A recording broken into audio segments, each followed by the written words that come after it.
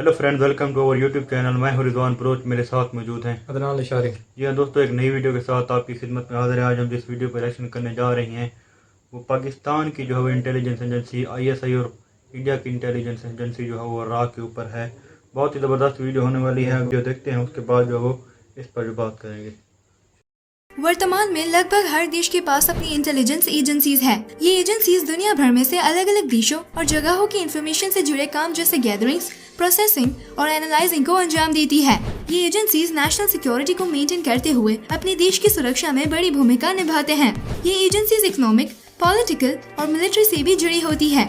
दोस्तों, हमारे देश में इंटेलिजेंस एजेंसी के तौर पर RA की स्थापना की गई है, यानी रिसर्च एंड एनालिसिस विंग। वहीं हमारे पड़ोसी देश पाकिस्तान में इंटर सर्विसेज इंटेलिजेंस यानी ISI है। तो अब एक कॉमन सवाल ये है कि आखिर इन दोनों एजेंसीज में क्या फर्क है, कौन बेहतर है या किसका काम करने का तरीका कितना अलग है। तो आज के इस वीडियो में हम इन्हीं दो इंटेलिजेंस एजेंसीज को कंपेयर करेंगे, यानी RA वर्सेस ISI। हालांकि हर देश अपनी इंटेलिजेंस एजेंसीज की इंफॉर्मेशन एंड डिटेल्स को छुपा कर रखता है और बहुत थोड़ी सी इंफॉर्मेशन पब्लिक को जानकारी के लिए दी जाती है। पर हम इन थोड़ी सी इंफॉर्मेशन और एक्सपर्ट्स के द्वारा लगाए अनुमान और डाटा रिकॉर्ड्स के दम पर इस कंपैरिजन को करेंगे। इस वीडियो में हम employees, annual budget, foundation, operations and methods जैसे सारे पॉइंट्स को कंपेयर करेंगे। तो मेरे साथ वीडियो के आखिर तक जरूर बने रहिए। मैं हूं आपकी होस्ट और दोस्त नताशा और आप देख रहे हैं India's top facts. Number 1, formation. ISI का फॉर्मेशन जनवरी 1, 1948 यानी आज से 73 ईयर्स पहले हुआ था।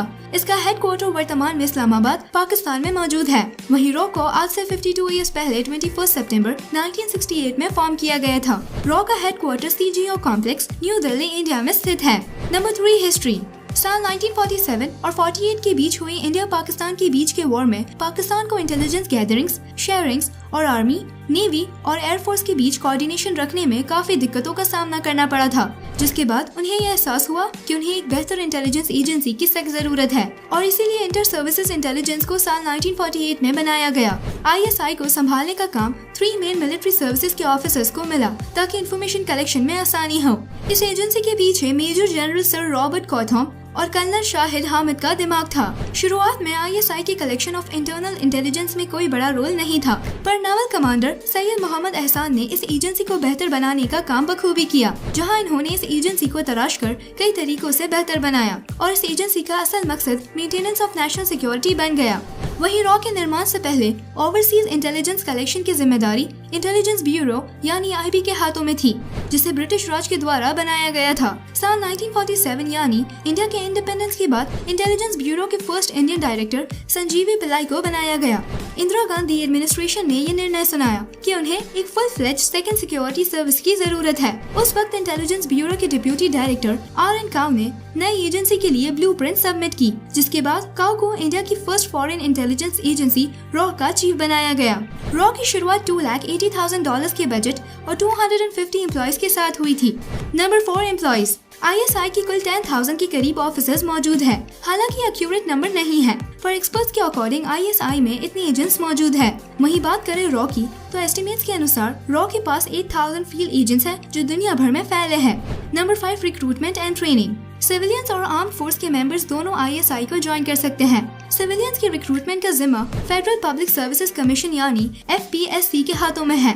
FPSC कई तरह के एग्जामिनेशंस कंडक्ट करती है, जिसमें वो कैंडिडेट की नॉलेज पर रखती है। इसमें करंट अफेयर्स, इंग्लिश और एनालिटिकल एबिलिटीज पर जोर दिया जाता है। रिजल्ट के बेसिस पर FPSC कैंडिडेट्स को शॉर्टलिस्ट करती है और इस लिस्ट को ISI तक पहुंचाया जाता है, जो इनिशियल बैकग्राउंड चेक्स कंडक्ट करती है। सिलेक्टेड कैंडिडेट्स को इंटरव्यू के लिए इनवाइट किया जाता है। इस इंटरव्यू को ज्वाइंट कमेटी के द्वारा कंडक्ट किया जाता है, जिसमें FPSC और ISI के ऑफिशियल्स होते हैं। इस इंटरव्यू में सिलेक्टेड लोगों की एज 6 मंथ्स की ट्रेनिंग के लिए डिफेंस सर्विस इंटेलिजेंस एकेडमी यानी DSIA में भेजा जाता है, जिसके बाद इन ऑफिसर्स को डिफरेंट सेक्शंस में ओपन सोर्सेज इंफॉर्मेशन के लिए ट्रांसफर किया जाता है, जहां वो 5 इयर्स सर्व करते हैं, जिसके बाद ये ऑफिसर्स ISI की टीम का ऑफिशियल और इम्पोर्टेंट हिस्सा बन जाते हैं और इन्हें सेंसिटिव जॉब्स दी जाती है। ISI की ट्रेनिंग में उन्हें self defence, fighting skills, intelligence mission करने की स्किल्स एंड सर्वाइवल हर चीज सिखाई जाती है। इनके काम करने का तरीका थोड़ा आक्रामक होता है। वहीं RA ज्वाइन करने के लिए 12th या डिग्री कॉलेज के बाद कोई डायरेक्ट रिक्रूटमेंट का ऑप्शन नहीं है, पर ऐसे कैंडिडेट्स को चुनता है जो UPSC एग्जाम्स क्लियर कर चुके हैं और IFS, IAS और IPS एक्सेट्रा बन चुके हैं। कैंडिडेट्स का रेप्यूटेड यूनिवर्सिटी से गुड एजुकेशन प्रोसेस करना जरूरी है और साथ ही रॉ में शामिल होने के लिए किसी एक फॉरेन लैंग्वेज पर बेहतरीन कमांड होना भी अनिवार्य है, जैसे चाइनीज, इंग्लिश, स्पेनिश वगैरह वगैरह। इन फॉरेन लैंग्वेजेस में कम से कम एक लैंग्वेज पर बेहतरीन कमांड होना जरूरी है। इस बेसिक ट्रेनिंग के बाद कैंडिडेट्स को फील्ड इंटेलिजेंस ब्यूरो यानी FIB के साथ जोड़ा जाता है। यहाँ कैंडिडेट्स को 1.5 ईयर्स से 2 ईयर्स की एडवांस ट्रेनिंग दी जाती है, जहाँ इन्हें इंटेलिजेंस ऑपरेशंस की स्किल्स सिखाई जाती है, जिसमें इन्हें हर जरूरी चीजों का ज्ञान दिया जाता है। कैसे मिशन करना है, तरीका क्या होता है और अगर पकड़े गए तो इंट्रोगेशन कैसे फेस करना है। इनकी बेहतरीन फील्ड ट्रेनिंग होती है। रॉ कैंडिडेट्स को सेल्फ डिफेंस से कई तरीके सिखाए जाते हैं और खासकर इन्हें क्रव मागा सिखाया जाता है, जो एक मिलिट्री सेल्फ डिफेंस और फाइटिंग सिस्टम है, जिसे इजरायली डिफेंस फोर्सेस के द्वारा भी प्रैक्टिस किया जाता है। फील्ड एंड आर्म ट्रेनिंग के लिए कैंडिडेट्स को इंडियन मिलिट्री एकेडमी में भेजा जाता है। इंटेलिजेंस, शार्पनेस और self defence and fighting techniques के साथ एक रॉ ऑफिसर या एजेंट टेक्नोलॉजी की जबरदस्त समझ रखता है। रॉ के काम करने का तरीका सीक्रेट और लॉन्ग टर्म प्लानिंग के साथ होता है। Number 6, places of operation. ISI ने कई जगह पर इंटेलिजेंस मिशंस को अंजाम दिया, जैसे Afghanistan, Bosnia, India, Libya, Iran, Iraq, France, United kingdom और यूनाइटेड स्टेट्स भी।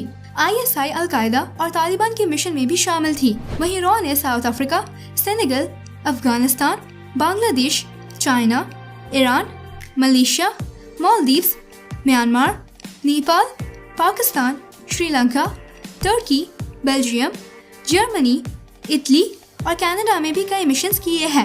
रॉ ने ओसामा बिन लादेन को पकड़ने में भी US की मदद की थी और काफी ज्यादा हिडन इन्फॉर्मेशन प्रोवाइड की थी। US इंटेलिजेंस के अनुसार रॉ कई और एजेंसी से ज्यादा रिलायबल साथी है। Number 8, budget. ISI का एनुअल बजट 300 से 600 मिलियन डॉलर्स के बीच एस्टिमेटेड है। वहीं रॉ का एनुअल बजट एक्सपर्ट्स के द्वारा 300 से 400 मिलियन डॉलर्स तक एस्टिमेटेड किया गया है। पर सच तो ये है कि इन दोनों एजेंसीज के एनुअल बजट क्लासिफाइड है, यानी पब्लिकली बताए नहीं गए हैं। इसीलिए ज्यादा भी हो सकते हैं या कम भी हो सकते हैं। तो दोस्तों, आप अगला वीडियो कौन से टॉपिक पर देखना चाहते हैं, हमें कमेंट कर जरूर बताएं। वीडियो पसंद आए दोस्तों, जो बेसिक इन्फॉर्मेशन है ना ज्वाइनिंग, उसके अलावा जो उनका काम का तरीकाकार है उस पर जो फोकस किया गया है। हम तो ये समझ रहे थे कि दोनों का जो काउंटर दिखाया जाएगा, अगर देखा जाए तो दोनों के जो ऑपरेशन को जो फोकस किया जाएगा, इस चीज़ को बिल्कुल फोकस नहीं किया जाए। बताया गया है कि जो इनकी ज्वाइनिंग होती है वो क्या तरीकाकार होता है, पाकिस्तान को बताया गया, इंडिया को बताया गया है, बजट कितना होता है। हाँ, बजट तो मेरे ख्याल में बराबर ही है। अगर देखा जाए तो जो फोर्सेज है ना उन दोनों की, अगर देखा जाए तो वो भी तकरीबन मिलती जुलती हैं। पाकिस्तान की 10,000 हैं, इंडिया की तकरीबन 8,000 है, इससे भी ज़्यादा हो सकती हैं, क्योंकि ये अपनी तादाद जो है वो दोनों शो नहीं करते, क्योंकि दोनों सीक्रेट एजेंसी हैं। अपने राज जो है वो किसी को नहीं बताते, सिर्फ वो इन्फॉर्मेशन जो पहुँचाई जाती है आवाम और पब्लिक तक जो ज़रूरी होती है देना। तो दोस्तों, ये थी आज की हमारी वीडियो। अच्छी लगी हो तो लाइक करें, शेयर करें, कमेंट सेक्शन में अपनी इजाज़त मिलते हैं। एक नई वीडियो के साथ इजाज़त दीजिए।